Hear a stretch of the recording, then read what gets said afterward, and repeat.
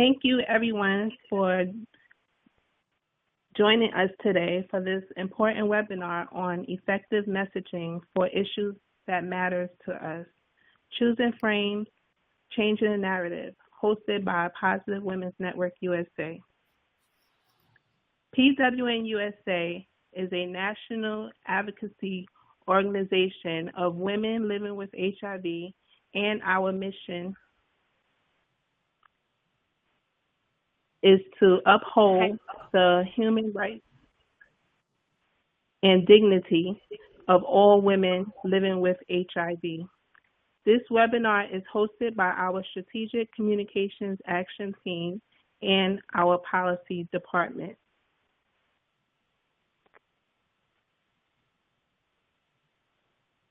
Okay, so I'm sorry, just 1 second.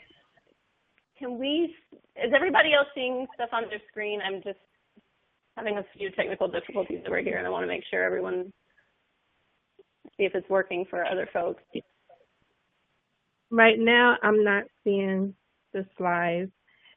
The slide that's showing, yeah. Sorry, okay, hold on just a second then, because, okay, wait, here we go. Here we go, okay, I think it should be working now. Let me go ahead and share the slides, and we'll get started. Sorry about that. I don't know why it was taking so long. Here we go. Okay, the slides are now loading. Yes. So sorry, everyone. I think we should be on air now. If anyone wants to put in the chat box that you can see or hear us, that would be appreciated. Having a few technical difficulties with the program, but everything should be working in just a second. Thank you for bearing with us. And thank you, Jenny, for your technical assistance. And before getting started, let me go over a little bit of housekeeping. Actually, you might want to back up just a second, Sharon. I'm sorry. Right. The slides haven't. The slides haven't even loaded. So. No, the slides are up. I'm sorry. Are they? Okay, it's not showing on my computer. Sorry. Okay. Before I go to the housekeeping, we're going to continue discussing more about Positive Women's Network. The mission of the PWN USA is to prepare and involve women living with HIV, including transgender women, in all levels of policy and decision making to improve the quality of women's lives. And we do this by combating HIV-related stigma and demonstrating that women living with HIV are part of the solution. We also train and support HIV-positive leaders. And we also are creating and sharing tools for women and HIV advocates and mobilizing our advocates.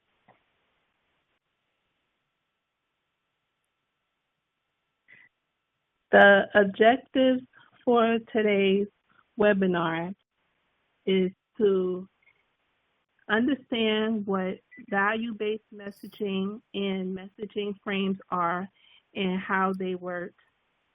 Learn how we can influence the perspective our audience will approach our issues from the outset by using shared values and frames that help our audience understand and accept our proposed solutions, and to get a better understanding of what public narratives are and how we can shape them.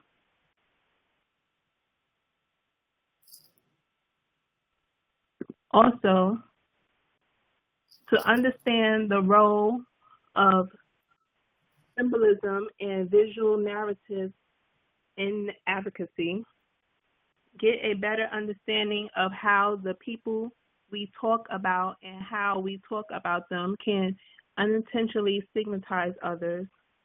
And lastly, get a better understanding of how we can connect our personal narratives to larger issues to advocate for systemic change.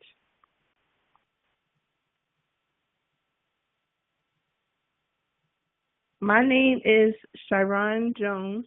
I will be facilitating today's webinar.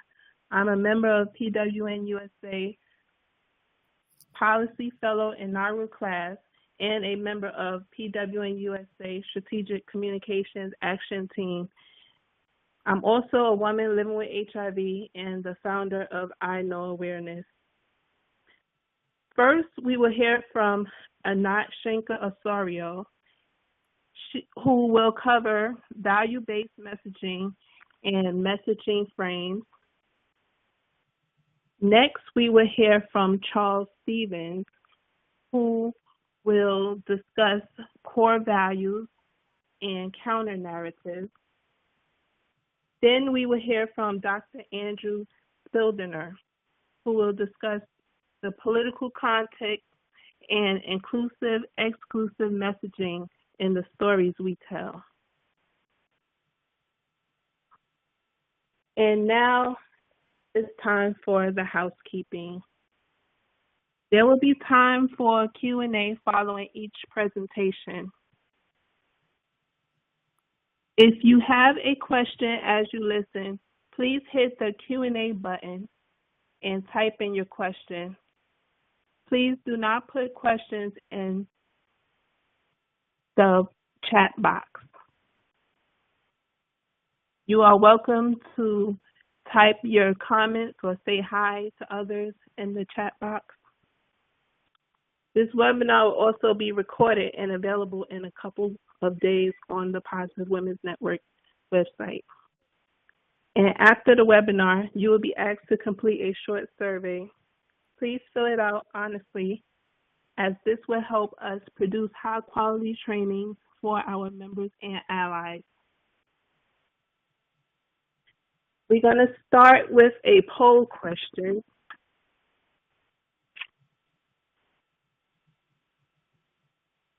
How much do you know about value-based messaging? The choices are, I never heard of this, I've learned a little about this, I think I understand what it is, but I'm not sure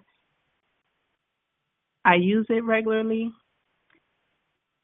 or I consider myself knowledgeable on this and I use it regularly. Majority of the vote, which is almost 50%, says, I think I understand what it is, but I'm not sure I use it regularly. Coming in second place, I've learned a lot about it.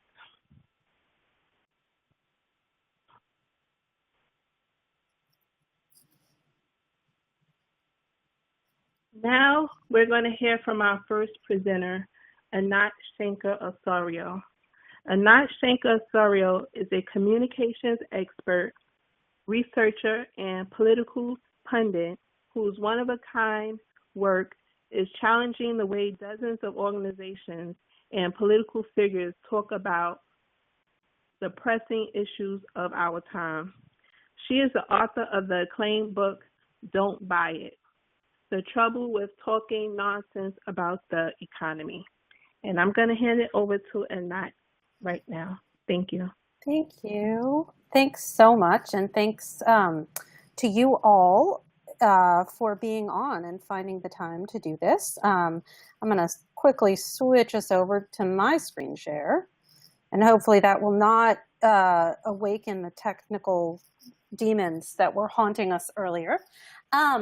As was mentioned in that introduction, my background is in cognitive linguistics, which just means I look at why certain messages resonate and others don't. And in that, I do experiments on everything from narratives to messengers to images to wording choices. And what I'm going to do pretty quickly is walk us through a sort of whole bunch of examples of how framing works, what values-based messaging is, touching upon issues and research that is related to the kinds of things that you all regularly communicate about. And then you guys will ask me questions. One thing to signal to you, when I'm in this screen share, it takes up my whole screen. So if you guys are chatting me questions, I'm not intentionally ignoring you. I cannot see them. So if you have a cry of outrage, like, what are you talking about? You actually have to vocalize it. But otherwise, I'll just go barreling ahead and we'll have Q&A right after. So oftentimes, when we get into a conversation about messaging, we get handed this bit of wisdom: meet people where they are. And if we were in a room together, I would say, how many of you have heard this bit of wisdom? And I'm going to go on a limb and I'm going to say lots of you would raise your hands. And I would posit to you that this is bullshit. And it's bullshit for at least two reasons. The first is that it is not our job to take the temperature. Where people are on our issues sucks. If it didn't suck, most of us would not have jobs. I certainly wouldn't have a job. And so it is not our job to be a thermostat. It is our to be a thermometer, excuse me. It's our job to be a thermostat, in essence, not simply to take the temperature, but to change the temperature. And in order to do that, yes, we need some measure of understanding where people are, but equally, if not more importantly, we need to understand where they're capable of going and how it is supported by our words and images and the order that we speak and the messengers that we employ, the stories that we tell, and the values that we activate, we can actually bring them to that much better place they're capable of being. So regardless of what it says on your business card, if any of you have such things anymore, when it comes to public messaging, all of us have the exact same job, and that job is adult education. If my child's kindergarten teacher had met the entire class where they were, none of them would have learned to read. Unacceptable. We need to understand where we can take people and lead them there. The second reason why it is bullshit is because there actually is no place that people are. People are capable of believing multiple contradictory things about the same issue at almost the exact same moment. So they can think, for example, that raising the minimum wage to $15 an hour is absolutely necessary and it's critical to ensure that families can make ends meet. And at the same time, they can believe that raising the wage to 15 will send goods disastrously out of reach and you won't be able to buy a hamburger. And they can believe those opposite things at almost the same moment, just as this visual metaphor that I have up on my screen implies. People toggle between these competing worldviews in the way that this visual image toggles between a profile and a full face, and a profile and a full face. And just as you cannot see both at the same time, you no more get one, you're looking at the profile and it switches on over into the full face. And so it's our job as progressive communicators to toggle people into the most progressive understanding they can have of our issue and to hold them there. One of the most powerful tools we have at our disposal to do that is context. And I'll explain what I mean in language in a second, but for now, on the screen, you see a square labeled A and a square labeled B. Again, if we were together, I would say, do they appear to be the same color or do they appear to be different colors? And being honest people, you would say they appear different. But in fact, they are the same. The only thing different between the left and the right is the addition of those two gray guidelines to prove to you that your eye is overcompensating for the shadow cast by the cylinder on the left, making you think that A and B are different colors. So I'm showing you this for two reasons. The first is that context matters. People do not come and hear our messages in some perfect, pristine state. Whatever it is we're telling them, they hear within the context of the stories they've been told their whole lives, what they saw on TV last night, what their neighbor said, what they grew up believing. So we need to understand how our messages land, not just in that moment, how they sound, but which cultural stories and ideas and beliefs they call up to the surface and which they send to the background. The second reason that I'm showing this to you is that those two guidelines are my proof. That's my evidence. Those are my studies. Economists have demonstrated that increasing the minimum wage by this amount has a salutary effect on the economy because then people have money, right? Or climate scientists have proven, 97 out of 100 climate scientists agree with this evidence. And so my question is, those facts, those studies, that evidence, those two lines on the right, do they suddenly make the squares A and B on the left look the same, or do they continue to look different? And again, if we were together, you would say they look different, which is exactly how persuasive facts are, which is to say, not at all. They don't even change your mind. The squares continue to look different. So what we often say in messaging is that facts bounce off of frames. In other words, I'll see it when I believe it, not the other way around. If you have your framing right, then facts can be helpful additions to underscore your points, but facts will never carry your argument. So the way that we refer to context in language is through the much abused and overused word frame. A frame simply in language just means that words occur in context. So if I tell you something as simple as I went to a restaurant last night, you instantly think of food. You think of utensils, dishes, waiters, waitresses, money changing hands, but you don't think of a circus clown. And that is because you know what a restaurant is. So the single word restaurant brings all of these other ideas. And in fact, especially if you haven't eaten lately, just hearing about a restaurant will cause you to produce additional saliva because all of those synapses are firing at the same time because they've been taught to fire that way. So what we need to understand is that something as simple as even a notions. So let's look at some examples. These will be familiar to you, at least some of them. So there was once upon a time before the Prop 8 debacle here in California, which is where I normally live. I'm in DC at the moment, but we used to argue about this thing called gay marriage. And we used to argue it from a framework of rights, married filing jointly, hospital visitation, because we thought that speaking in that language of rights would sort of make our best, strongest case. But in fact, no person on earth has ever been to a wedding ceremony and heard the officiant say, "I now pronounce you joint filers." So when we were talking about rights and taxation and hospital visitation, people did not understand what we were saying. But when we flipped the frame from gay marriage to marriage equality and made it a question of love and family, then the base was excited not just to agree with, but to repeat our message, and the middle came over. Another example, wages, how we argue about wages. Right now, we're basically stuck in two different frames, neither one of which are particularly helpful. One is arguing on the side of the economy, right? So paying people more will grow the economy, and this will help the economy. What that does is it forces us into a conversation in which both sides are arguing, "I love the economy best." And the right wing says, "We love the economy best. The way you make sweet love to the economy is to give rich people more money." And we say, "No, we love the economy best. The way you make the economy happy is by raising wages." But ultimately, we've agreed to their terms of debate. And on the brand Who Loves the Economy Best, if it's one of you and the white guy from the Chamber of Commerce, I can assure you that you lost before you started speaking because it's not your brand strength. Our brand strength is what's best for people. The other argument that we've trapped ourselves into having is this: we can't survive on $7.25, raise the wage, hard work deserves fair pay. Think about the expression, hard work deserves to be rewarded.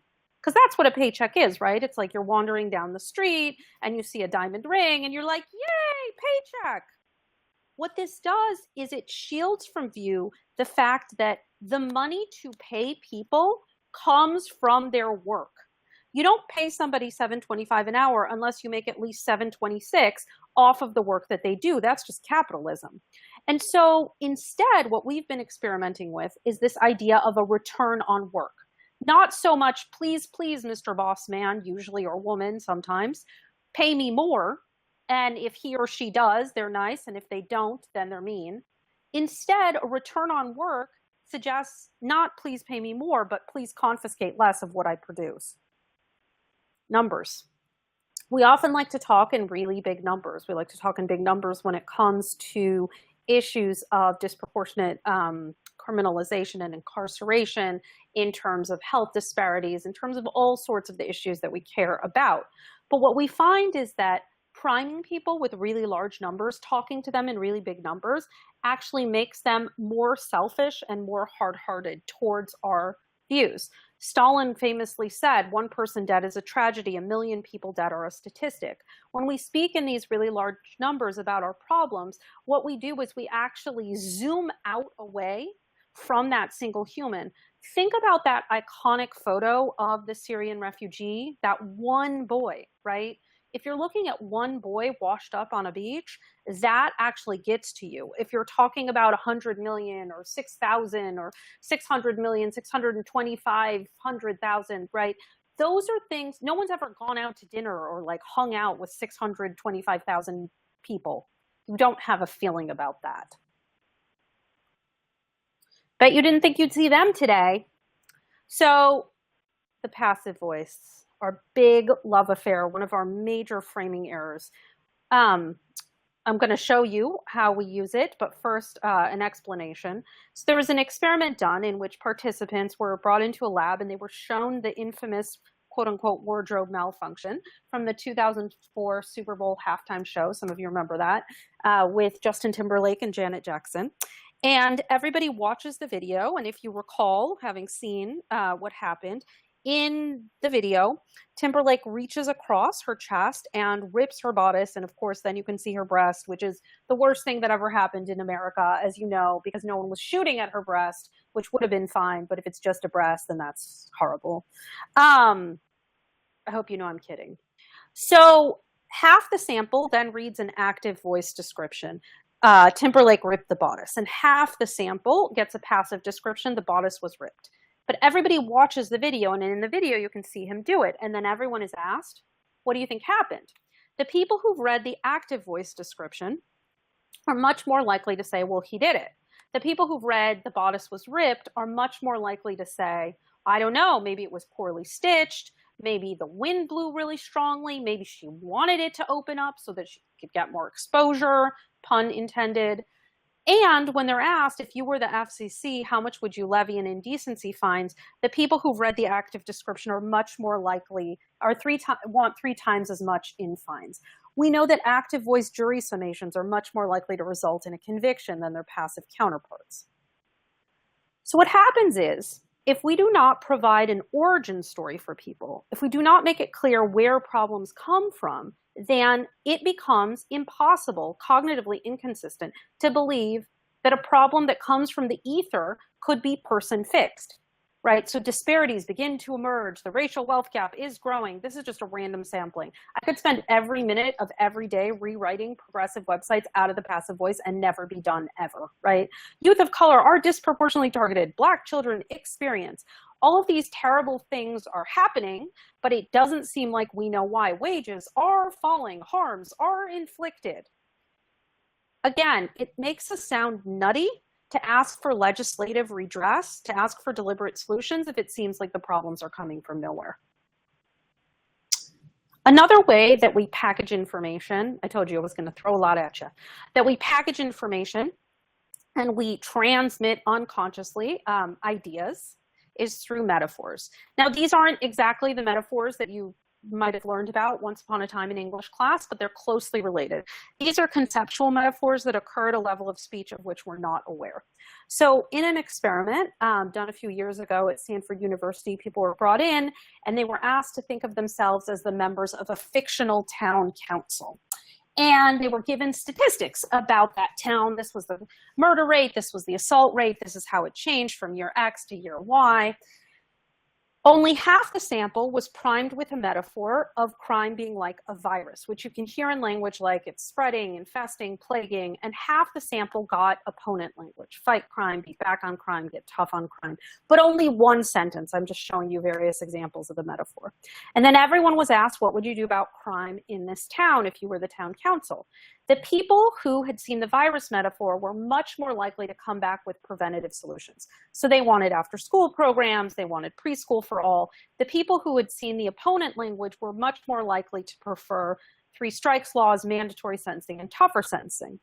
When everyone in the sample was asked, upon what did you base your recommendation, of course, everyone said the facts, the statistics, which of course were identical for all people involved.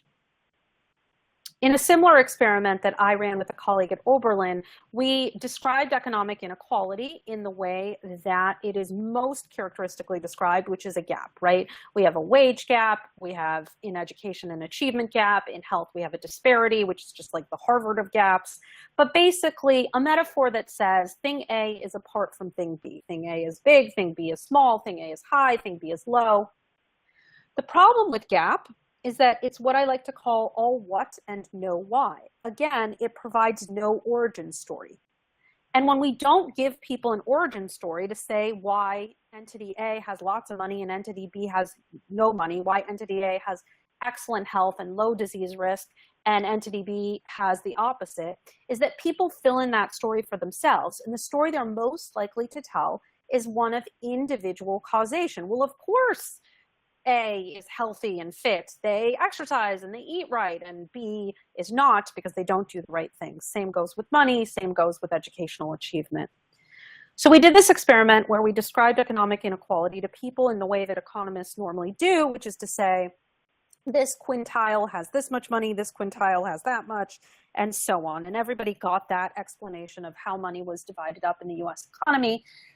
But half the sample we said, there's a growing gap between rich and poor, and half we said the economy is increasingly off balance.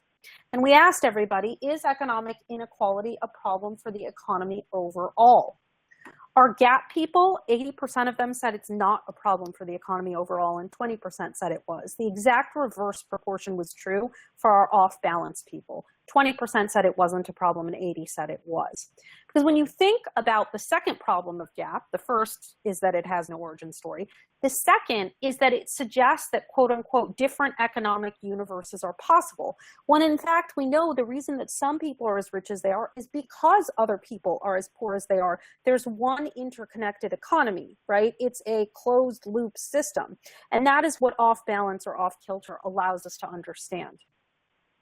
When we think about the metaphors that are prevalent in the space of the carceral system, we get a lot of this school to prison pipeline, right? And the idea here, the intent, the good intent, was to make it clear that these are sort of long-held systematic choices that begin, you know, arguably before birth, that sort of put certain people on one trajectory and keep them away from another trajectory. But the problem with the school to prison pipeline, as the rest of these language examples suggest, is that they emerge out of this water metaphor where people who are presently and formerly incarcerated are reduced to sort of droplets of water. They're no longer personified, or they're no longer people. And a pipeline doesn't have an exit in the middle, right? So it doesn't suggest kind of intervention points along the way. Then we have the metaphor of the revolving door as a way to talk about recidivism. But the problem with this metaphor is that the exact purpose, the reason for revolving doors, is to get people in and out of spaces more efficiently. That is the purpose of a revolving door, right? It's supposed to be more efficient than a regular door because you don't have that weird awkwardness, I'm trying to go out, you're trying to go in. It solves that problem. And so most people can get out of a revolving door. In fact, as I said, it exists for that efficiency. And so a revolving door does not actually put the onus on the system to say it's the system's problem. It suggests that there's something wrong with the people who can't sort of exit a door. What we have found in research on talking about incarceration is that the most effective way to describe it is separating people from their families. Because what that does is it puts the focus on the harms, and it gives a reminder that people who are incarcerated obviously have families. And that is sort of, it fleshes out the picture of who it is we're talking about. So these are some examples of words that work better and not as well in terms of this topic. I know I'm going really fast, but here you can see some passive voice, right? Money is being invested. Public safety dollars are being spent. Instead, politicians invest money. Leaders ignore, right? Instead of X is most likely to suffer, this group of people is most likely to suffer. Law enforcement targets, prosecutors decide, right? Instead of this person went to prison, or he or she goes to prison, or this group goes to prison, they're sent or they're forced. Instead of losing your license or losing their voting rights, nobody loses their voting rights, right? It's not a key or a cell phone. As a person who loses her keys and wallet on a daily basis, I can tell you that I have never accidentally misplaced my voting rights. That does not happen. Similarly, haven't lost my house, always know where my house is. We have to continue to insist that people make deliberate decisions, and that is what causes the outcomes that we witness. This is some more, I'll get you this in a cheat sheet, because I'm going to keep us going. Yeah? Well, you guys are all on mute, so what are you going to say? All right. A lot of this bad messaging emerges because we are stuck in a framework in which we do not define what the job of a good message is. In my work, my belief, my understanding of how people come to judgments on political issues, the job of a good message is not to say what is popular. That is a relatively easy task that is beneath us. The job of a good message is to make popular what we need to say. And so we have had a fundamentally flawed approach to messaging that is best summarized through the Aesop fable, please all, please none. For those of you who don't know it, it begins with a father and a son and their donkey. They're going to go to the market to sell things. They begin the journey with the son atop the donkey. They pass a group of villagers who say, that's elder abuse. So the son gets off, the dad gets on, next group of villagers, that's child abuse. So the dad and son get on. Next group of villagers, that's animal abuse. The story ends with them carrying the donkey. Everything they have falls into the river. They never make it to the market. And the moral is please all, please none. But to me, the moral is actually that the animal is a donkey, because that, of course, as you know, is the Democratic Party mascot. And this, in fact, could be a parable for Democratic Party messaging. Let us find the milquetoast, meaningless thing to say that doesn't piss anybody off. Never mind that we're not saying anything at all or firing anybody up. In fact, what we find is that messages that actually deliver engage our base, so they not only agree with it, of course they agree, they're our base, that's how they're defined, but they desire to repeat it, persuade the middle, and actually alienate the opposition. Now, why do we want to alienate the opposition? We want to alienate the opposition for two reasons. The first, that's what assures us that our message isn't just popular. We're not just saying puppies, kitties, free pie. We're actually pushing forward our argument. So we want to make sure our message isn't just popular, it's actually persuasive. And we want to alienate the opposition because that is what tells us, oh, this is where they look like outliers. This is where the base and persuadables in the sample are like, yeah, of course, that's fine. That's no problem. And this group of people look like the outliers they are. This is the strategy that the right wing has pursued very successfully for a very long time. I can assure you that they never have a pollster say, this even tests well with the opposition. They dial for what they like to call the red meat. I know this from conversation with their pollsters. They want to fire up their base because they know the name of the game is you need a signal to break through the noise. There's a lot of political noise. So you need your base to not just be like, yeah, I guess I agree, but wanting to repeat it. Now, when I say alienate the opposition, it's important to understand, I don't mean the Republicans in the sample. That's 40% of a national sample. I mean the between 10 and 15% of the sample who can never, will never, shall never agree with you. The people who cannot be moved. If they're not coming away, if they're not turning away from your message, then what is your message? What are you saying? So I'm a little worried about time. Jenny, can you unmute yourself to answer me? Should I skip over this example and round out so we can get back on time? That's up to you. How long is it? It's probably, I mean, I should finish in 5 minutes. If I do these examples, I'll finish in 10 minutes. It's your call. I'll let you decide. We can always take a little out of Q&A Okay. We need to. All right. Okay, so here is an illustration of this at play in immigrant rights messaging. This project is actually from 2011, so it's had some years on it. This is the opposition message. It will sound horrible and familiar to you. It's not a nice message. When I hit go, you'll see lines move across the screen. Everybody begins with their dial at 50. That's neutral. When they like the message, they dial up. When they don't, they dial down. The colors correspond to different groups. The base is the people who agreed with us from the get-go. The dark green is the persuadables. They're the people who were in the middle on immigrants and immigrant rights. The red on the right is the opposition. That's that, in this case, 12% of people who disagree with every single value and idea about immigrants we asked them. The light green, the sort of chartreuse line, are our shifters. These are people who actually start out as persuadables and they become part of the base. They move at least 15 points in our direction over the course of this 12-minute survey. And then finally, the orange line, the advocates. This is a completely separate sample of people who do this for a living, who do immigrant rights advocacy for a living. Because our theory is if your words don't spread, they don't work. And if the advocates don't like your message, they won't carry it. It doesn't matter how good it is. So this is their message, and look how this was the message we tested for them, which they're still using. Illegal aliens broke the law to come here, and we have no business granting them amnesty. All that does is increase the incentive for future illegal immigration. Illegals are lawbreakers, and they need to be sent back to where they came from. The last thing we need to do when 15 million Americans are out of work is to give amnesty to millions of illegal aliens who take our jobs, cost American taxpayers, and add to the deficit. They drain our tax dollars by getting government services without paying taxes. They drain our education dollars by requiring that we teach every class in 200 languages. They drain our healthcare dollars by filling up our emergency rooms, and they demand rights as if illegals have the right to demand anything. I'm tired of spending my tax dollars on services for lawbreakers who slipped across our borders illegally and don't belong here.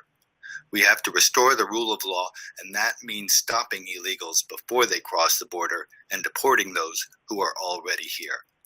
Good fences make good neighbors, and it's time we built ourselves a good long fence. It got cut off at the end. So you can see they're very much dialing for this dynamic. If you look at the distance between where that red line, their base, and the blue line ends, they're dialing, they want that separation. And honestly, at least in 2011, I don't know how it would play now, this wasn't that persuasive a message. They actually had a better message that we tested called High Fences, Wide Gates, which was sort of pitting this good immigrant against bad immigrant dynamic. This message that I'm going to show you next, you'll see is labeled an opposition message. But in fact, in 2009, this was the message that the pro-comprehensive immigration reform, pro-immigrant groups put together. And yet I am calling it an opposition message. And you will see why when you see how it dials. But remember, this came from the left. We need immigration reform that's tough, fair, and practical. We need to be tough on people who cross the border without permission, and businesses shouldn't be allowed to exploit cheap labor off the books. We need to be fair to American citizens who shouldn't have their wages and jobs undercut by cheap labor, and fair to businesses that play by the rules and pay their workers a decent salary with decent benefits. And we need to be practical, restoring the rule of law while recognizing there's no way we're going to find and deport 12 million people. It's time to stop playing politics. The more we delay, the worse the problem becomes. We need to secure our borders, crack down on illegal employers, and require that those who came here without our permission obey our laws, learn our language, and pay taxes, so we turn illegal immigrants into productive, tax-paying American citizens. So what you can see, and remember, our side paid for this in 2009, is that the reason why you would call this a quote-unquote good message is because if you added together the red, the blue, and the green, you would say, oh, that's a high score overall. But the reason it's getting such high scores is because look who likes this message, right? The highest line is the red line. So what this message does is it's very popular, and it's popular at promoting our opposition's worldview. This is classic milquetoast messaging that absolutely works against us. Lucky for us, the advocates, as you can see in the orange line, largely rejected this and refused to use it because, of course, it's nonsense.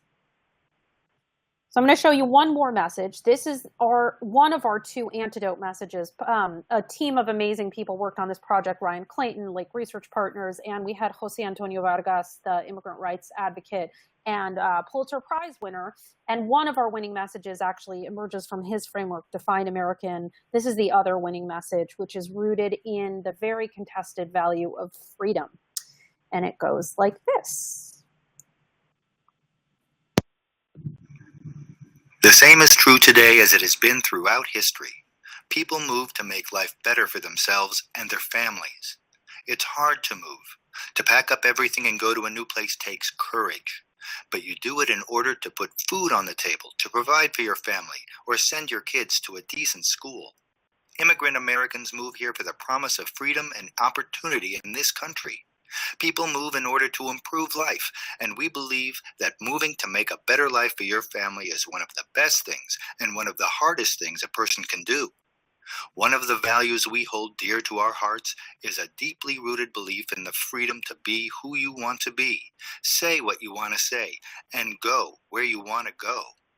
America is supposed to be the land of the free and the home of the brave. That's a good thing, so let's keep it that way.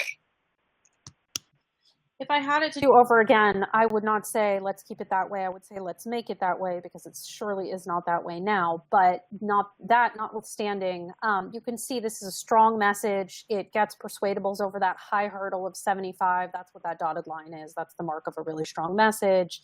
The base is on board. The advocates will carry it. I wish that it alienated the opposition a little bit more, to be quite honest. But if you had a woman of color speaking it, that would finish the job for you. This contests their value of freedom and puts it into our terms. And what's interesting about this people move concept is that held up against nation of immigrants, which is a frame that we like to use a lot in the immigration space, this one is far more effective for 2 reasons. The first is that nation of immigrants can be insulting to African Americans because it implies a volition that wasn't there. And the second is that it's not rooted in the lived experience necessarily of your audience. So 20 to 25% of people in the United States at any given moment were born abroad. 80% of people in the US do not live in the county of their birth. So when you're talking to somebody about moving, you have a very strong shot that they've actually done it. When you're talking to somebody about Nation of Immigrants, that might have been their grandparents' experience, but they don't feel it in their own bones. So that is where we arrive at these less effective words and these more effective words. So just to close out, basically the name of the game, and I haven't talked a lot about values, but that's because I wanted to let my colleagues take that as well and focus on framing, is that we want to create an overlap of brand identity between our persuadable audience and whatever it is we're trying to persuade them about. So in the LGBT and the marriage equality space, it was an overlap of brand identity between persuadable Americans and gay men and lesbian women who were wanting to get married. What is that place where we see ourselves in each other? With the immigrant rights messaging, it was, what is that overlap of brand identity between immigrants and the people that we need to move?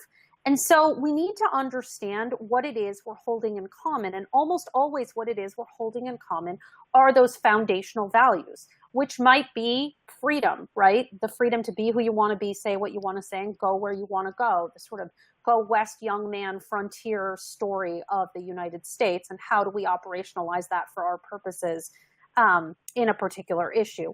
It could be the golden rule. No matter our differences, most of us seek to treat others the way we want to be treated. It could be the proposition that people who work for a living ought to earn a living. When we root our messages in those shared values, that's where we begin to create this overlap of brand identity. And we can move from there, from the shared value, to what it is that is different. But today, we treat people of color this and this way. But today, by barring refugees and people seeking asylum, but today, we're threatening to dismantle Medicaid for poor children, right? So you first lead in with that foundational overlap of shared identity and shared value. And then from there, you introduce the problem as an abrogation, as something that's getting in the way of that value. Because here's the thing about the way we message now, and this is the last thing I'm going to say. People got 99 problems, and they don't want ours. So our tendency in progressive messaging is to lead off constantly with, this is the Titanic. Would you like to buy a ticket? And what I mean by that is, the climate is screwed. Give money to Greenpeace, right? There's a war on women. Support Planned Parenthood. Sorry about that. It automatically advanced. Support Planned Parenthood. We're incarcerating people, right? The police are on this thing. We're treating immigrants horribly. It's basically an extended meditation on, boy, have I got a problem for you. And the thing is that most people are not in the marketplace for more problems. They are all set on problems, and they definitely don't want yours. And so it's not that we can't talk about problems. We have to talk about problems, but it's an ordering effect issue. We establish the shared value, and then we introduce the problem that we want them to pay attention to as something that's getting in the way of that shared value. And then we introduce our solution, our policy ask, whatever we're asking them to do, as the way to resolve the difference between that shared value they'd like to live out and the problem that we're introducing to them. And I will stop there because I've already talked for way too much, and I'm going to stop sharing. And yeah, leave it at that.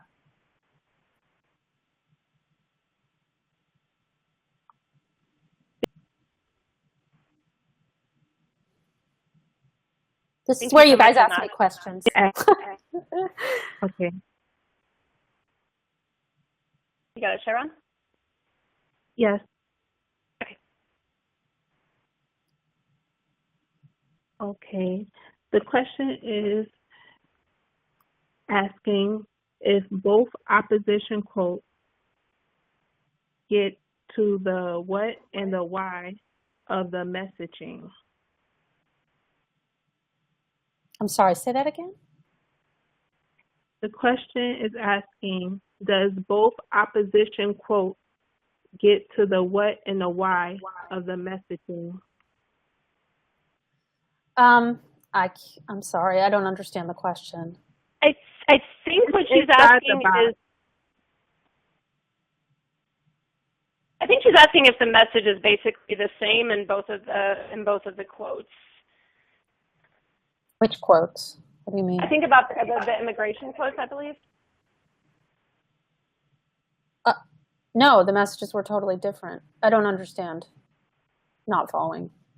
Everybody hears the voice and they dial up and down. And we divide out those lines based upon people's core attitudes. And what I showed you was 3 different messages: an opposition message, a status quo message that's called Tough, Fair, and Practical, and a people move message that's a new, better message.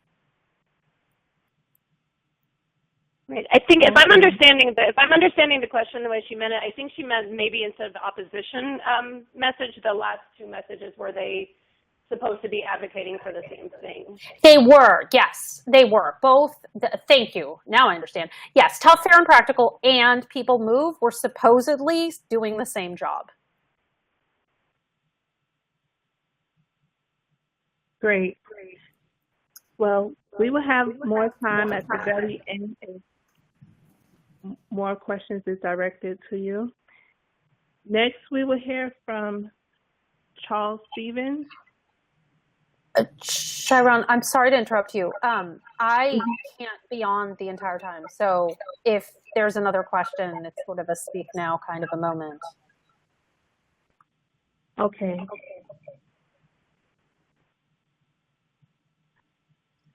But it's fine if people don't have questions.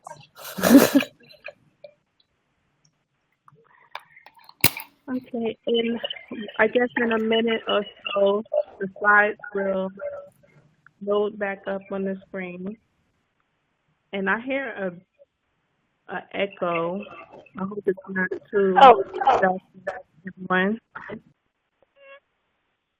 So I'm just seeing one more question from Ashley. It came up. She wants us to type in the chat box the last 4 steps or points about the establish a shared value, introduce I believe the problem. Yeah, I'm on it. Typing. Awesome, thank you. Yes, thank you.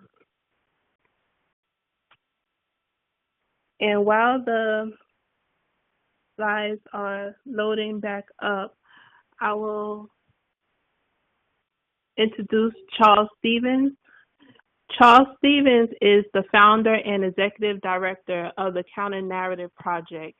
He has also worked as a consultant with such organizations as the Ford Foundation. If there's anyone who's not on mute, can you please put yourself on mute? He has also worked as a consultant with such organizations as the Ford Foundation, AIDS United, Kaiser Family Foundation, and Aid Atlanta, specializing in programmatic strategy, communications, and advocacy. Charles is a 2015 Rockwood Leadership Institute Fellow for Radical and Gender Justice Leaders in the HIV/AIDS movement, and a 2015 Arcus Leadership Fellow. His writings have appeared in the Atlanta Journal-Constitution, Creative Lofting, Lambda Literary Review, the Gay and Lesbian Review, Alternate, and Wiretap. And we will now hear from Charles Stevens. Hello, everyone. I don't see my slides up. I'm sorry. I'm trying to get it up right now. I don't. Oh, okay. Here we go. Here we are. Sorry about that. Sorry. Magic. Thank you so much. Greetings, everyone. I'm Charles Stevens. I'm here to talk a bit about core values and messaging, and really, I guess, moving the needle around the issues that are close to our hearts. I'm going to speak really quickly just because I'm really interested in conversation and dialogue. Let me also offer a bit of a disclaimer. I'm by no means an expert on this, but I'm very excited about just being in conversation with folks and just really learning as much as sharing. And as we're also in the process, I don't think any of us really have this down yet, but I do believe there's value in just listening and being in community around this. Next slide, please. Or do I advance my own slides?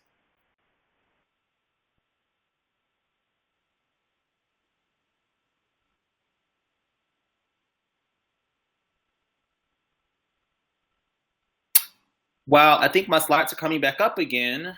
Just to give you I'm so sorry. Oh, no worries. So what I'm going to talk about this afternoon are 3 major things. One, I want to talk a bit about the way that we currently, I think, try to make the case for our issues. So I'm going to talk a bit about like how we, for example, use evidence or data in our arguments. I'm going to sort of be a bit, I guess you could say, agnostic about that. I'm also going to talk about what it means to share our stories and what it means to really look to our own stories to as a means to share our core values. And finally, I'm going to talk a bit about symbolism and the power of visual narratives. And in that, I'm also going to share some of the work of the Counter-Narrative Project. Next slide, please.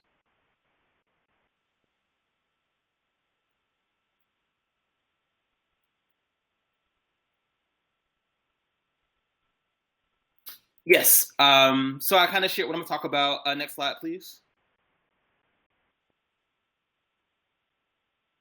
All right, let's talk a bit about data.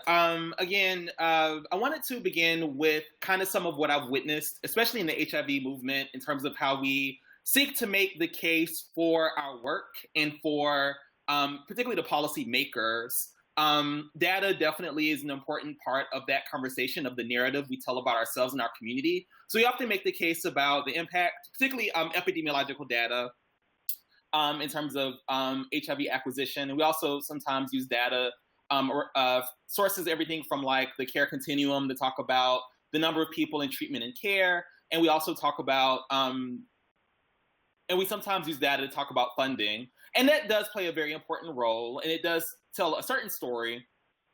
Although, and usually it's considered sort of rational, numbers. I think sometimes there's a belief that numbers are objective and rational, and you can't really argue with them. Next slide, please.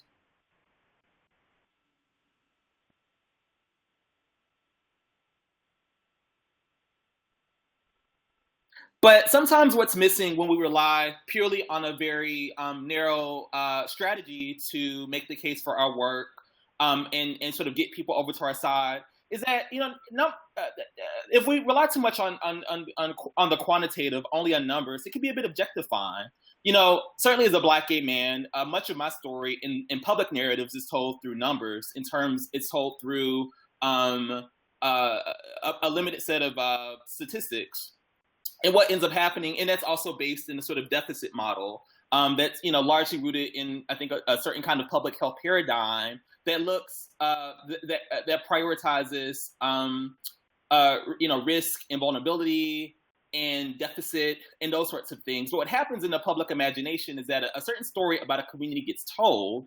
And though telling the story that way, so for example, I think many of us are familiar with the statistic that, 1 in 2 Black gay men will get HIV in their lifetime, which was a statistic that was released at CROI 2016. And often these kinds of things are provocative, but they're not really stirring. And though it might create some public debate, it might create some conversation, it really doesn't win hearts and minds. It doesn't really inspire empathy. If anything, it, I believe, creates sort of a numbness. It's like you hear a particular set of numbers, again, particularly about certain communities, and here I'm thinking about communities of color, oftentimes that becomes the only way that the public imagination sees that community, and it doesn't necessarily inspire empathy. It doesn't necessarily work to build power.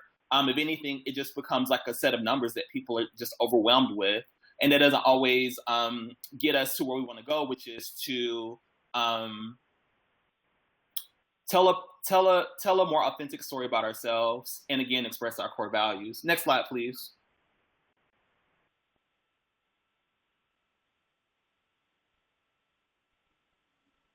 I also want to talk a bit about, I guess while we're on the subject of public narratives and public empathy, I want to talk a bit about narratives.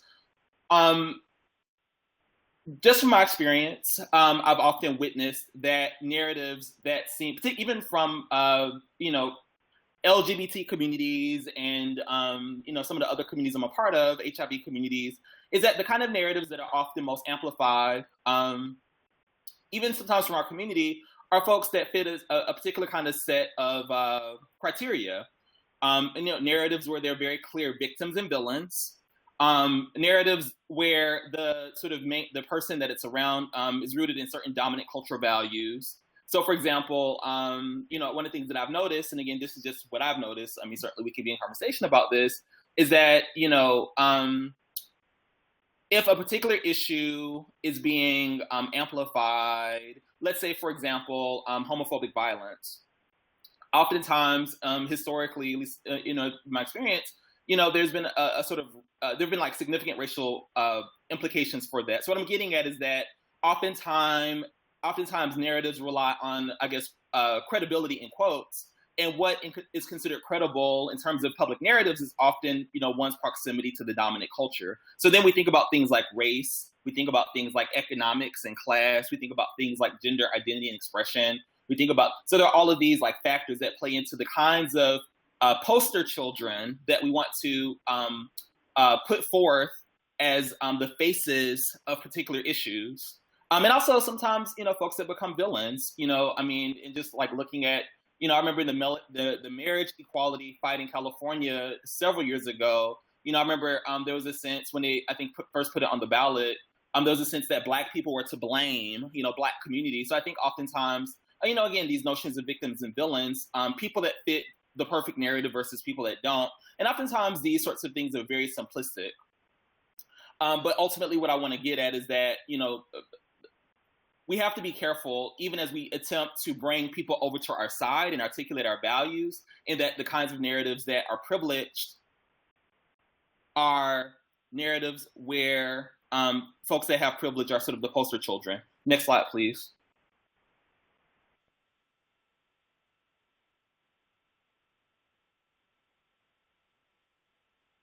Again, this also reminds me of like how we sometimes think about who is worth saving. Again, how we, and again, I'm looking at, progressive communities, particularly around issues that are of concern to us, are the people that we put forth, the people that we advance, again, the poster children that sometimes we use as symbols for our campaigns. We have to be very careful about like not assimilating to very racist and sexist and homophobic and transphobic notions of who's worth saving.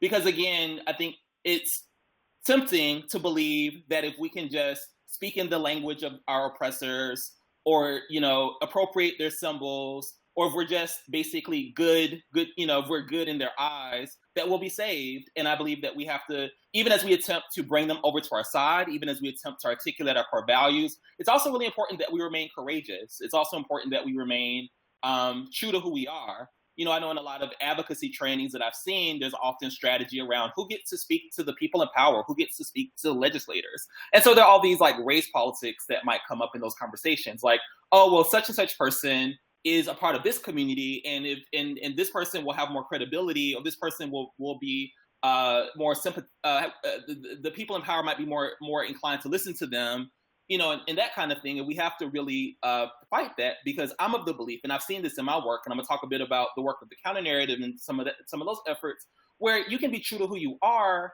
and still and not have to buy into their value system to bring them over to our side. Next slide, please.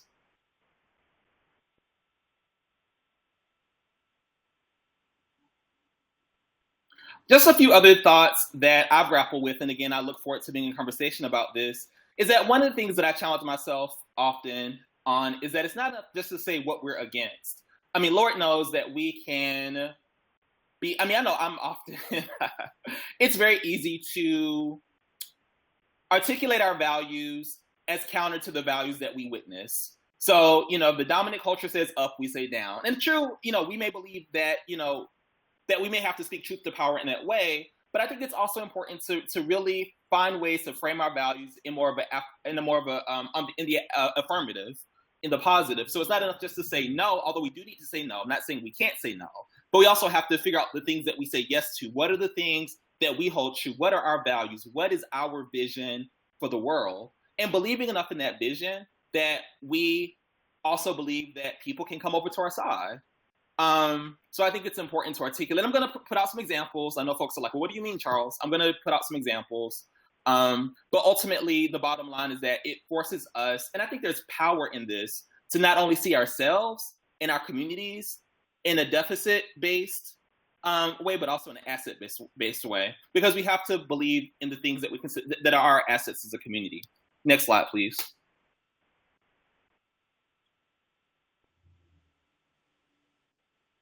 So some of the ways that we may articulate our values is through sharing our stories, our personal and collective stories. Stories have been an important part, an indispensable part of human history, certainly. Part of how we transmit culture is through our stories about how we describe ourselves. And I believe that stories also have a lot of, it creates an opportunity for us to connect to each other.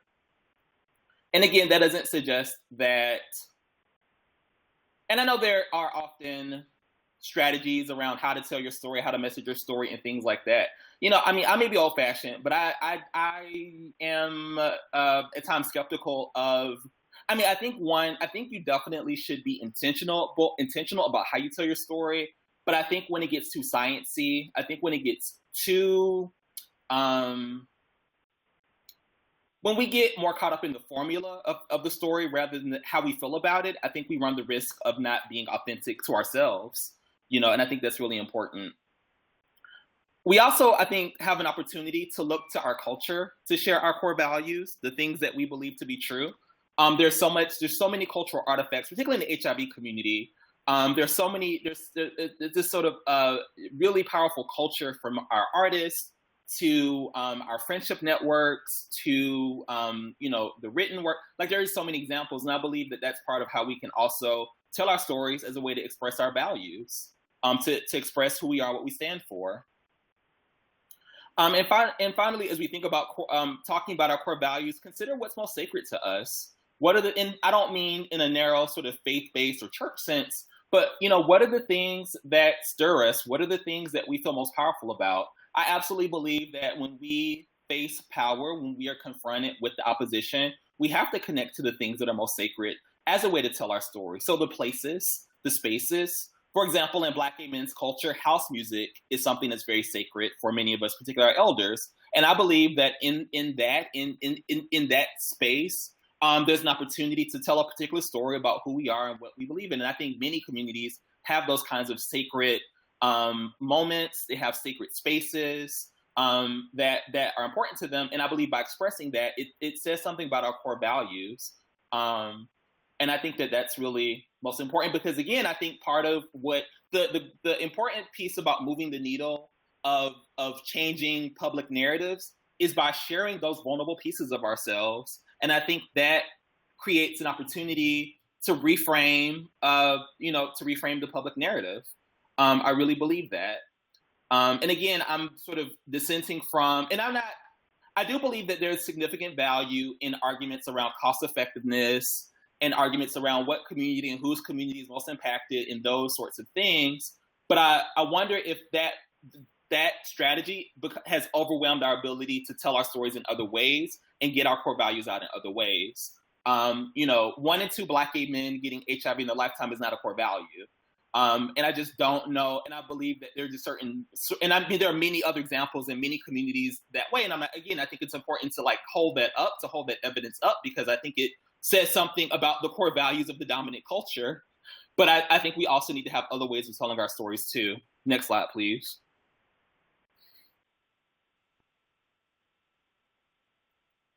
I was talking about, so one of the core values that we believe in counter narrative is that art is resilience. We absolutely look to culture, to language, to art. And I mean, the arts, see these people dancing, they look happy. I love pictures of Black people looking happy in campaigns. I think a lot of campaigns, again, not to pick on, our community, but, a lot of HIV ads in particular, it's, you see, I don't know if you see people experiencing joy in an authentic way. And we try to really look for opportunities, ways to show joy, because I also think that's a way to counter the narrative too. I think it's important to show a range of emotions. And so, yes, Black joy, exactly. And I think there's something very powerful about really, and I think many of us can look to our personal experiences, and when I say art, I mean music, for example. We may disagree politically, but we may share a love of Mary J. Blige or something, or Beyonce. I mean, there are just many opportunities and many ways to bring us together, and I think art and culture is through that. So we highlighted art as resilience as a way to bring that into the HIV community, because again, that's a way to counter narratives about who we are, and also a way to express our core values. Next slide, please. That's actually not a great flyer, but it's kind of small, but love and justice. I had the opportunity to partner with Cero Project and Center for Black Equity and Georgia Equality on a workshop around HIV decriminalization. And again, it was an opportunity to try to figure out how to frame the issue of HIV decriminalization in a different way. And so we wanted to use love and justice, because really it's about love and it's also about justice, and just really framing it around that way. And so we had an opportunity to bring folks together to share stories, to talk about the issue, to really, because I think far too often the AIDS industrial complex doesn't care about the interior lives of Black folks. I think we're seen and represented in an extremely narrow way. And I guess that belief is that if we can represent that community in a very narrow way, it's a way to whatever the intentions are. But we're of the belief that you represent the multiplicity and the complexity of communities. And so love and justice and these sort of affirmative values are just ways to get at that. So it's not just this very narrow lens and this very narrow picture of who we are, but it's a much fuller, much more gorgeous and complex and stunning a vision of who we are. And that is part of our core values. Next slide, please. So, things to consider, again, just thinking about our values in an affirmative way. Again, that doesn't mean that we no longer shout a collective no at the dominant culture. Sometimes, I mean, as many of us endure structural violence and we have, as we have the boot on our neck, there's nothing to say. I mean, there's nothing we can't say but no. So I'm not pushing away from the no, but I'm also wondering if there's an opportunity to articulate positive values, so ways to reframe. So like reappropriate notions like family and love and justice and those kinds of things, because those are also part of our community too. Also thinking about symbolism and the kinds of symbols that resonate most for us.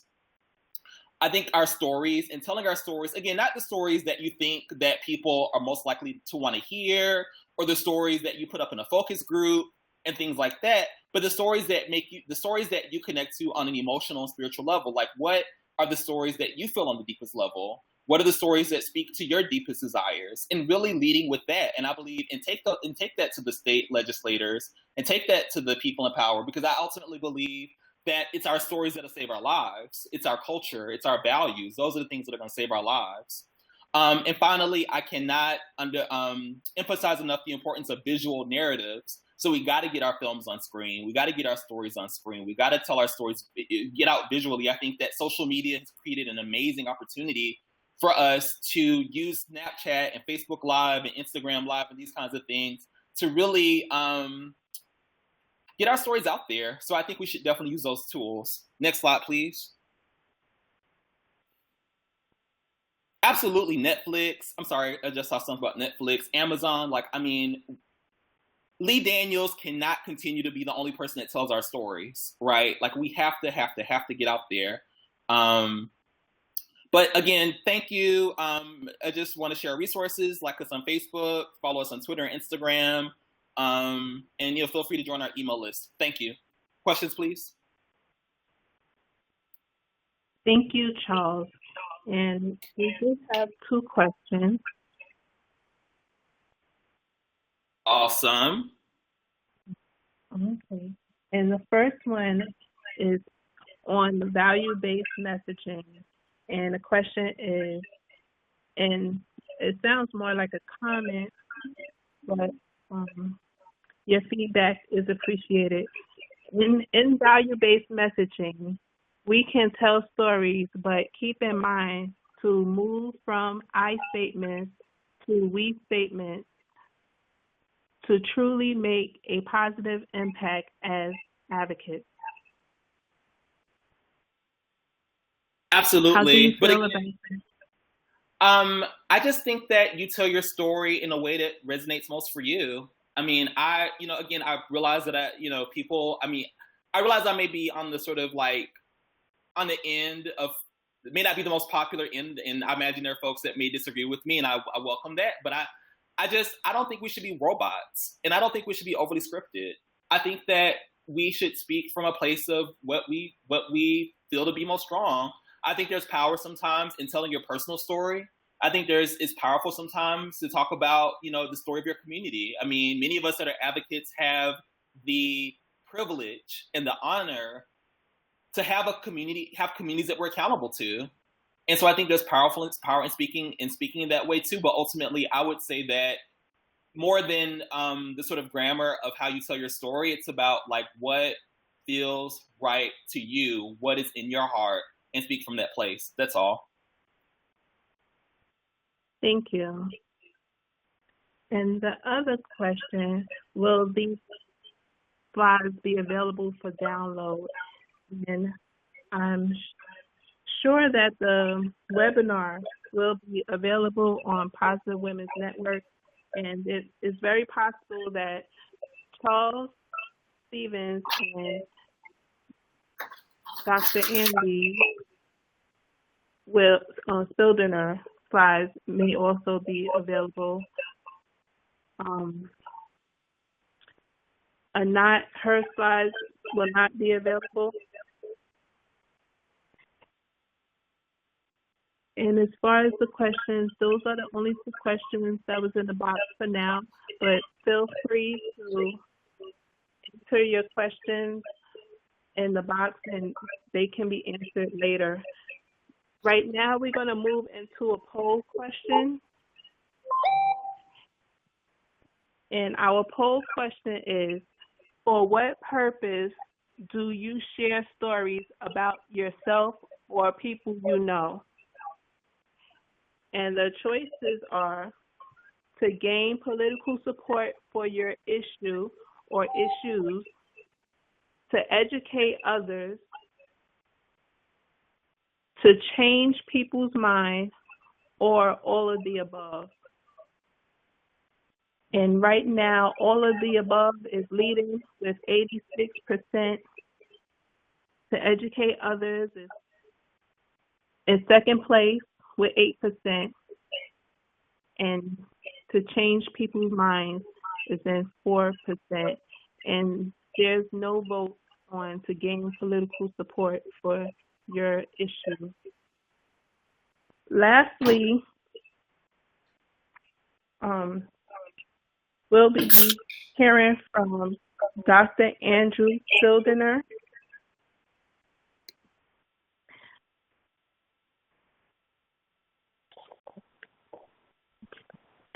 Thanks, Sharon. Andrew Spieldenner. So I hope Oh, everyone's well, I'll introduce you quickly. okay, Sorry great. for the delay. Andrew Spieldenner, PhD, Howard University in 2009, will be joining the Communication Studies faculty as assistant professor at Cal State San Marcos in the fall after being on faculty at Hofstra University. Dr. Spieldenner examines issues of culture and the body in three primary areas: HIV, the LGBTQ community, and health. He is the research director of the U.S. implementation of the HIV Stigma Index for GNP+, North America, and chair of the U.S. People Living with HIV Caucus. And thank you, Dr. Spieldenner, for being ready, and I'm going to hand it over to you. Thank you. Thank you, Sharon. This is great. I've been having a great time, and I've really been enjoying listening to everybody. So a little bit about, I generally kind of chat through these things. I try to keep the slides useful because I know that I won't be there the next time you look at them. So I want you to kind of, they're a little text heavy, but I'm not going to read them all. So don't think I'm going to read all these slides. I'm just going to kind of go over them. So don't panic about all the reading. It's just for you to take home. Teresa's leaving. Bye, Teresa.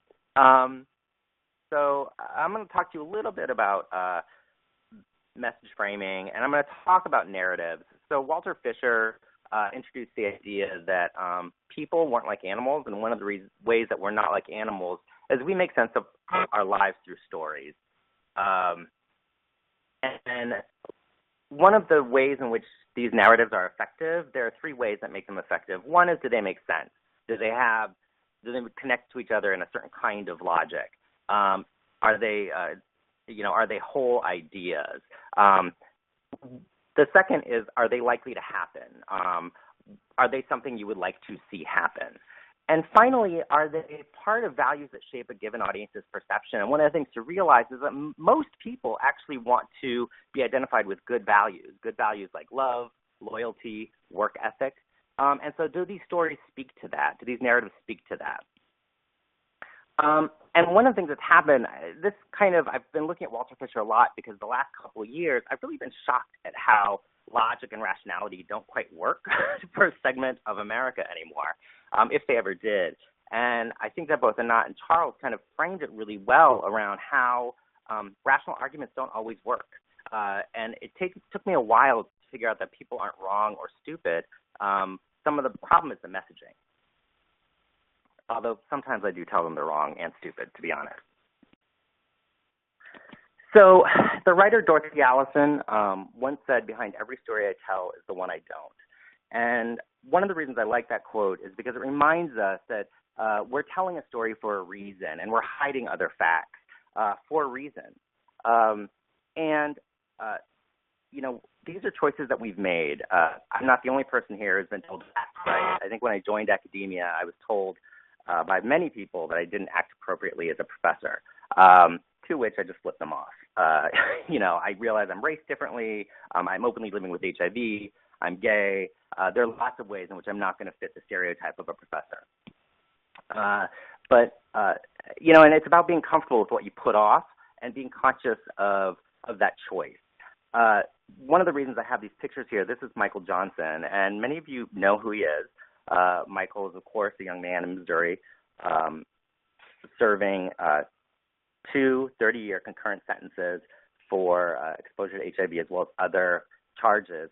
Charles, who was on the webinar, Charles is actually the lead in organizing around helping him get a fair trial. So I strongly encourage you to look up Charles online if you want to know more and how to be involved. I think it's very important. But the reason I bring up his case is because at the top picture we see, this is a picture of Michael wearing a shirt. He's kind of just looking at the camera. This is a picture often used with people building support for Charles to kind of, this guy is being held in jail. This is ridiculous. All of these other ideas. The bottom picture is the picture that was used in much of the news coverage in Missouri. And, when you look at these two pictures, they're telling very different stories about who this man is and what he does and how he lives in the world. And I think it's important that we realize that both of these stories are true. They're both the same person, but they're being used and deployed in very different ways. And we have to be conscious of that. Part of what we're doing in movement work is we have to be deliberate about pushing policies, institutions, and communities. So Charles spoke about this at length. I strongly agree. So I'm going to kind of go through this, just making sure that being conscious that our stories can be used and manipulated by other people. So when we say that I'm innocent, or I don't know how I got HIV, I'm an innocent victim, we have to be mindful of that publicly because that narrative makes some of us seem guilty. And I believe that all people with AIDS are innocent. I believe that we've gotten a disease and that's it. But I recognize that a lot of people kind of push the innocent victim frame for themselves, and I know why they do it. I would strongly recommend that they do it in more private settings. I think it's something to do with in a more private setting. But in public, when we're trying to change policies and institutions and community thought, this can be really problematic because words hit people differently, and some people are already distant. So I included a list of people here, immigrants, trans individuals, sex workers, people who use drugs, people who've been incarcerated. I've included the homeless in that list. These are people that are already off the map, and it's our job to make our community as diverse as it is in our messaging. So I want to give you a practical example of how to kind of work with your story. So the first thing I do when I'm telling my story is I try to think, what are the policies, institutions, or communities I'm trying to impact, and how can I frame my story to hold up that idea? So here I have the story of my HIV diagnosis. My HIV diagnosis occurred in 1998. I had an inconclusive result and was supposed to wait for a confirmatory test. Since I worked for the health department, I had the lab tech confirm for me over the phone. In the session at the clinic, the MD was rude and suggested that gay men, like me, were all sluts, and he was tired of it. I complained and got him fired. 4 of us in our group, 3 gay men of color and 1 white gay man, had gotten tested at the same time. We joked that half of us were positive. We all were. When people in the H found it, I got 2 phone calls from service providers that I should be ashamed, that I was a failure of HIV prevention, and that I should leave the field. So you see, this one idea actually goes in so many different directions, and there's a lot of meanings that we've gotten from it. Of course, when I was reviewing these slides, the story I didn't tell in this is that of the 4 of us that tested, I'm the only one still alive. So even as I was writing this, I realized it was a story I wasn't telling. Okay, so in practice, when I'm telling my story to affect testing and access, I might edit it like this. My HIV diagnosis occurred in 1998. I had an inconclusive result and was supposed to wait for a confirmatory test. In the session at the clinic, the MD was rude and suggested that gay men, like me, were all sluts, and he was tired of it. I complained and got him fired. What would have happened if I hadn't complained? How many other gay men had he said this to? Do you think this drove me away from medical care? And I think you see that this story has suddenly been reframed to be about, this is the continuum of care, and really looking at kind of this linkage to HIV care barrier and being able to say that this still happens, that this has happened historically. 1998 is a long time ago, because yes, I'm older, but this all happens, that in the clinical setting, we as people living with HIV experience stigma at high levels.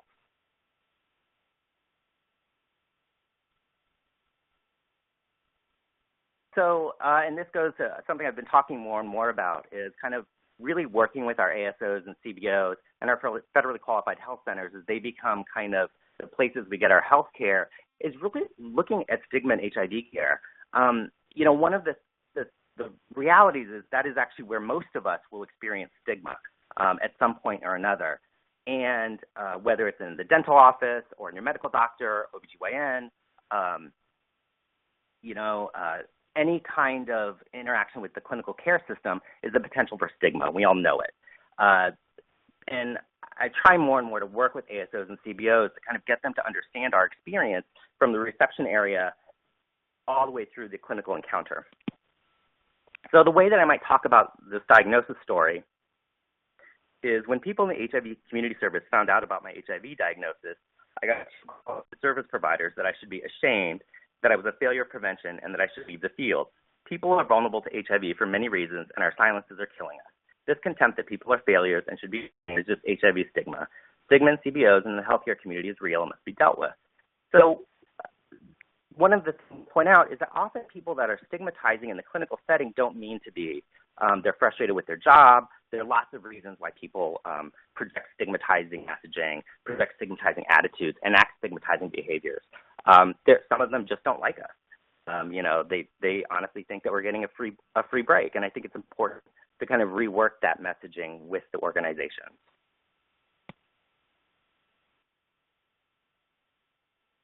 So I think it's important to talk about what stories reveal. I think it's funny that we all come to this idea of I am also a we. The visual is from the Netflix film Sense8, or the Netflix series Sense8. Watch it. But anyways, that was free advertisement. One of the ways that we tell our stories is what Kenneth Burke called a deterministic screen. So we filter with certain values, people listen with certain values. So often I've heard people living with HIV talk about those people living with HIV. And I question, how does that really work? Are you talking about HIV as a them or a we? I always talk about it as a we, but I also am very conscious of the fact that I can employ a we because I have a constituency that I am responsible and accountable to. So I am the chair of the U.S. People Living with HIV Caucus. We are a network of networks of people living with HIV. And in that role, I know when I put on that we hat, and I'm deliberate and conscious about it. But there are other conversations that we have in HIV that we really need to kind of understand, nuance, and get better with. So two different ideas that I put here were race and gender. Race and gender are hard topics. I think we've seen over and over again the media and politicians fall down on it. I've been at many conferences where race and gender were the dividing lines between people. And what I want to encourage people to do is challenge yourself about how you talk about race and gender. Think about how you talk about race and gender. Are you comfortable talking about race and gender? Why or why not? We're fortunate to be part of the PWN community. I think all of us feel very fortunate to be part of that community. And one of the really special parts about that community is that in the PWN community, you're able to have these dialogues inside the community to talk about race and gender. And I think it's important to kind of, push people and say, why are you uncomfortable? Or have people explain what makes them uncomfortable. Why is white a bad word? Or why can I not say trans? Or why, I had a student the other day, we were looking at trans pornography. Don't ask, it's a class I teach. And this guy said, kept on calling the trans performer it. And so we had to stop the class and really unpack what that meant. What does it mean to refer to somebody as it? What's problematic about it? And what values are you perpetuating with that?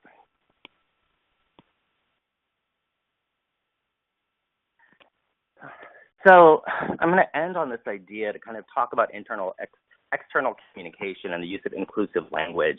So PWM has a great fact sheet on people first language.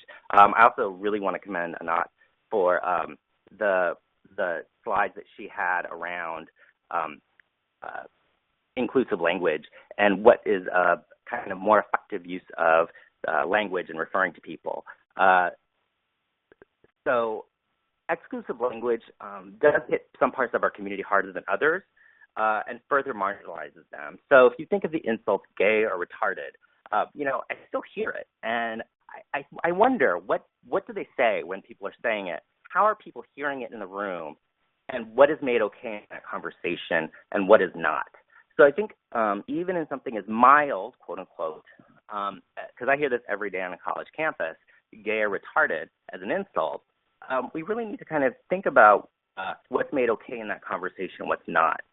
I've been involved in this field for a while, and I've noticed kind of an increase in slut shaming, and I think that's really a shame in our field, well, pun intended, that the slut shaming keeps on happening. I see people online term whore or hooker to talk about people going to conferences, and that's disturbing to me because what are we really saying, and what kinds of values are we perpetuating when we do that? The reason I bring that up is because I want to be part of a community that's diverse and celebrates its diversity and is mindful of its advocacy commitment. So with that, I believe, sorry, I'm trying to get yes, cool. I'm done. Okay, thank you very much. We have a question and a comment. And the comment is, we have a lady who's taking a course on storytelling, and she wants to encourage others that their message is awesome and that silence equals death. So it's very important to tell your story. And to aid her in her storytelling, the question that was posted may aid her and others. If you can give some examples of core values that you found effective in public narratives.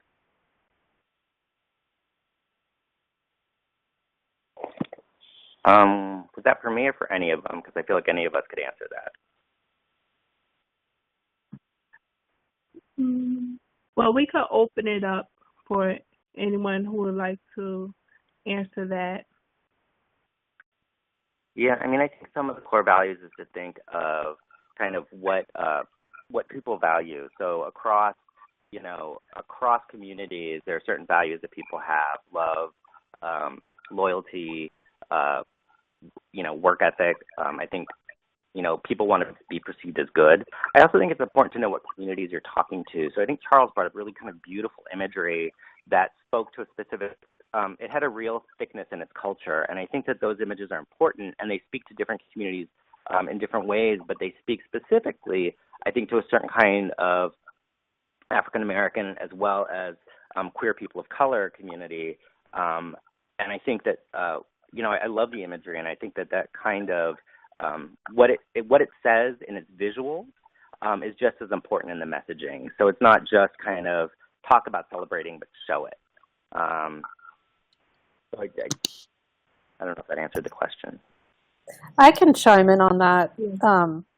It's a not, in case it's not obvious. I think one thing to note about sort of what kind of stories work and don't, and first of all, I just want to say that I really, really enjoyed hearing both of the other co-presenters. I'm glad I was able to stay on. That was awesome. So on the stories that sort of work and don't, I really agree with Charles that authenticity is key, and I hope that my sort of showing you tested narratives did not seem to somehow contradict that idea. I think there are moments for stories, and I think there are moments for sort of message discipline, and they are different moments. But as far as stories that work and don't, I think it's important to recognize, and this is not a happy thing to say, and I'm sorry that it's not a happy thing to say, that the stories that seem really, really effective and resonant for us oftentimes actually backfire. So we know, for example, and Charles mentioned this statistic around sort of rates of HIV among African American men. When we, to take a different statistic, talk about how many Black and Latino men are incarcerated, we see through experimental evidence that that actually causes people, and let me underscore, of all races, respondents of all races, to favor greater punishments when we point out the race differential. Similarly, and I'm getting to a point, I promise. Similarly, when I was doing work in Australia about a year ago, when we were looking at people's perceptions of refugees and people seeking asylum, which is a huge, very ugly issue in Australia as it is here, there was this prevailing idea that, if we talk about hardships and deprivations and everything everyone has been through, we have that idea here too when we're talking about the Syrian refugees or we're talking about the Central American migrants, that if we sort of enumerate everything that they've been through and everything that's gone on, that somehow will be helpful. In fact, what we find is that the more people are exposed to the nature and amount of hardships that refugees have been through, the less likely they are to favor settlement in the United States. Now, why is that? The reason for that is because what you're doing when you talk about people in that way is you're holding up what it is about their lived experience that is likely most different than your audience. Your audience has not survived war and famine. Your audience has not, in the case of Australia, boarded some sort of vessel, a ship, and made it through treacherous waters, stopping in multiple places, leaving everything that they've ever known, entering a space where they don't know the language. So basically, you're starting off from a point of departure that is what is most separate. And in my experience, that is actually what does not work. And again, I want to underscore, it's an issue of ordering effect. It's not that you can't name those problems and challenges. It's that you want to establish that shared value first and then move into the particular harms.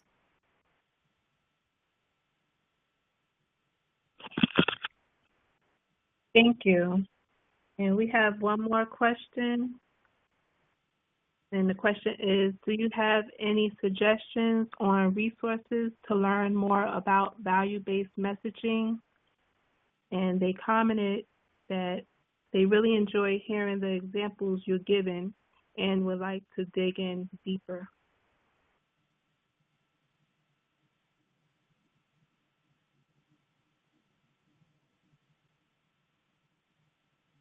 I can send, I'll send, since I can't give the slides because they have data in them that's not mine to give, it's not my choice, unfortunately. I will send a bunch of handouts, and I can do sort of a short reading list, short to medium, like, if you really want to dig in, here's books. If you don't really have time, because all of you do so much incredible work that I know finding time is really, really challenging, I'll sort of divide it up. If you want to read books versus if you just can't because you don't have the time, some shorter intro stuff, I can pass that along. I don't know if Charles or Andy has anything. Okay, thank you. Yeah, I tried to put all that in my slide. Oh, that was smart. Yeah, you did have that in your slide, some additional resources. Thank you for putting that in your slide.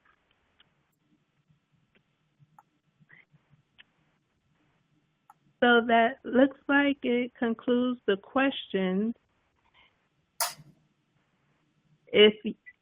If you're a woman living with HIV and you haven't already done so, we need you to participate in our member survey.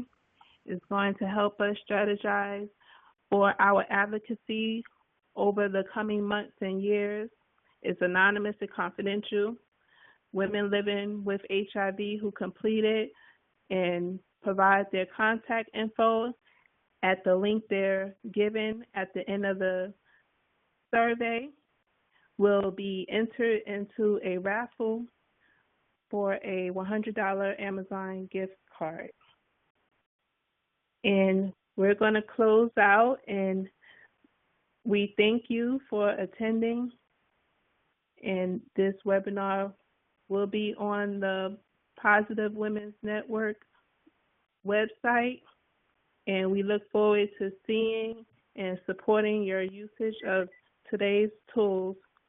Thank you, Jenny, for your technical assistance in organizing this great information. And everyone have a great evening.